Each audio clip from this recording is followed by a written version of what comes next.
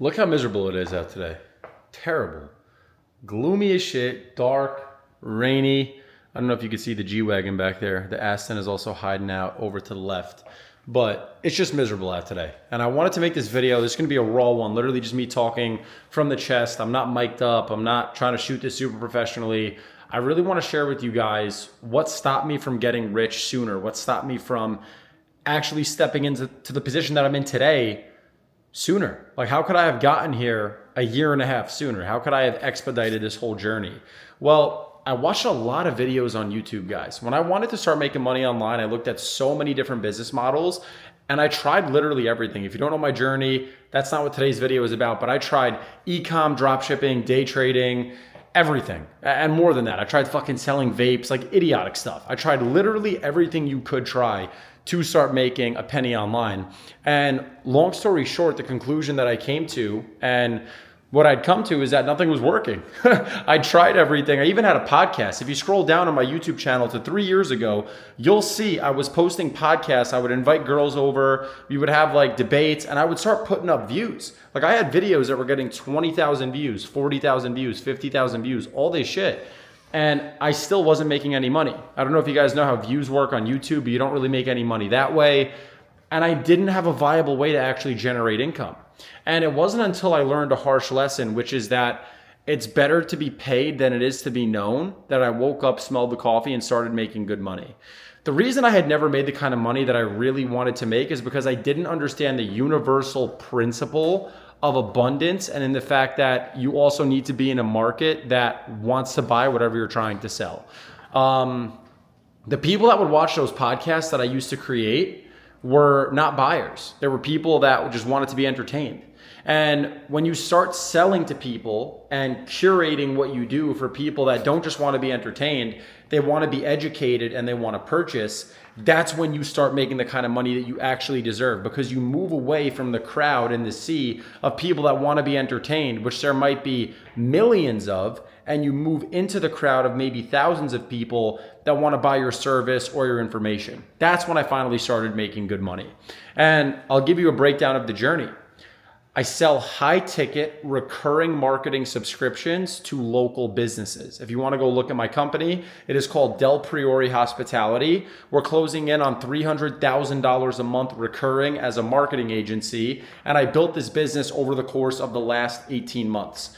What I've learned is that people on YouTube don't have everything figured out. You should question even what I'm saying right now. The advice that I was getting from every influencer was saturated, right? And by the time something becomes mainstream, by the time everyone is already doing something, it's probably too late. Have you noticed how right now everyone's trying to do like WAP clipping and everyone's trying to do pretty much the same business model? Maybe they're trying to do a short form content offer, help me blow my Instagram up and charge a service fee, whatever it may be. Everyone's trying to run the same play and the same offer. But I don't see anybody trying to help orthodontists get more leads and help them with their follow-up systems online.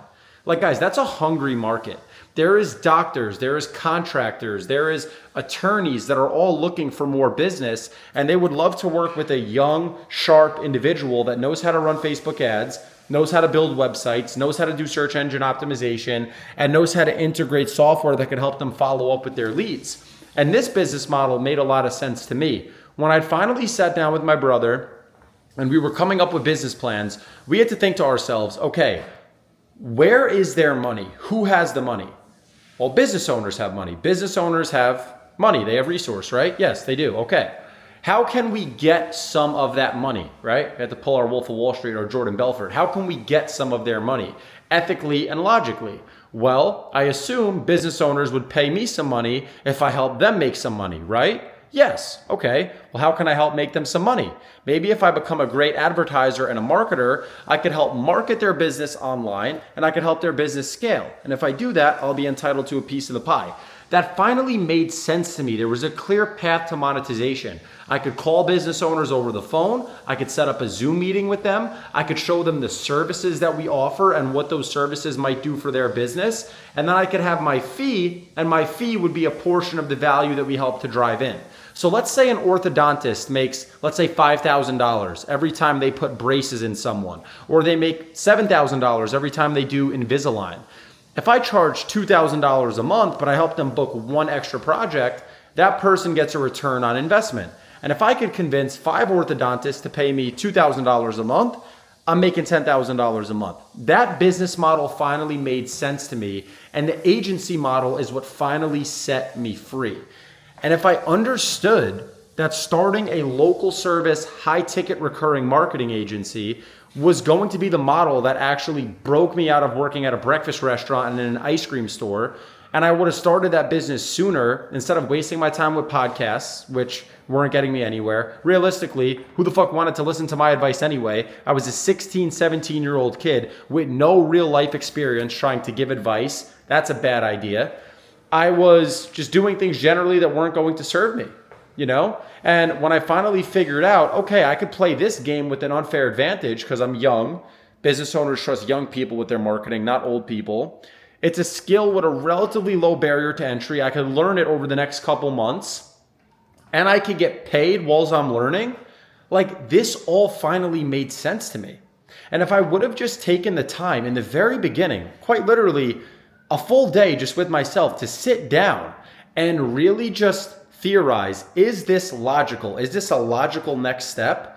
I could have expedited everything else that I did, and I could have just started on a winning model. And I think the problem with most people is they're discouraged. I spoke to a kid yesterday, and he's been day trading for a year, and he's making decent money, not great money, but his months are inconsistent. They're up and down. He's not consistent in the way that he wants to be. And I was looking at him and I'm like, well, do you ever just consider the fact that it's the nature of the market that you're in? You're in an inconsistent market. You're day trading, right? Or trying to sell physical products. Like maybe I'm someone that sells posters and I want to sell a sign like this. What can I sell it for? $25, $30. And if I want to try to sell it e-com, I have to run ads. Then I have to have a shipping facility. I have to actually get the stuff stored. I have to find suppliers. When you run a local service marketing agency, it's relatively simple. All the work is really on you.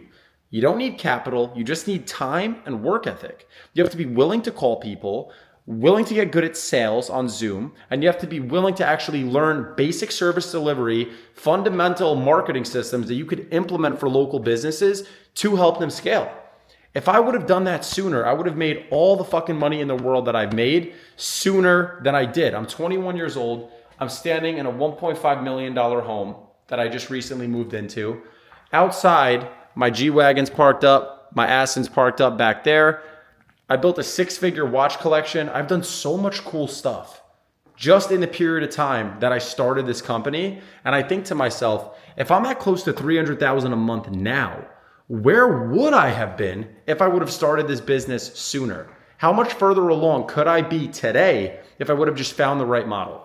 So the one thing that held me back from making money sooner and getting rich faster was not picking the right business model. I think a lot of people actually have work ethic. People like to shit on Gen Z and they like to shit on people our age. Guys, I think we actually have one of the hardest working generations. I think we see opportunity. We understand that digital income is a very real thing and we want to take advantage of it. So for yourself, just think to yourself, is the model that I'm chasing sensible? And if it's not, why would you chase it? Get into a good business model with good work ethic, and you're going to expedite how fast you can succeed online because everyone else is in a shitty model. I need you to understand, guys, that you cannot skip a level. If anyone's telling you, oh, if you're a young man and you're not making the kind of money that you want to make, just sell info, they're out of their mind. You can't do that. You're trying to skip the level. Look at all the guys that you respect. Alex Hormozi, Iman Ghatzi. Look at all these guys. They earned their stripes in real businesses before they sold information, which is why you value their information in the first place. If you're watching this video and you're between the ages of 16 and let's say 29 years old, and you haven't done much inside of your career and you haven't made good money, why would anyone value your info? The reason my info might be valuable is because I've earned my stripes. I've generated millions of dollars online. So now if I'm going to show someone, hey, here's how I achieved this, it's actually worth something. But first you need to build. And I'm still in the process of building. So do not forget, you can't skip the level. And if you pick the right model, you can do things so much faster than anyone else. Now go work.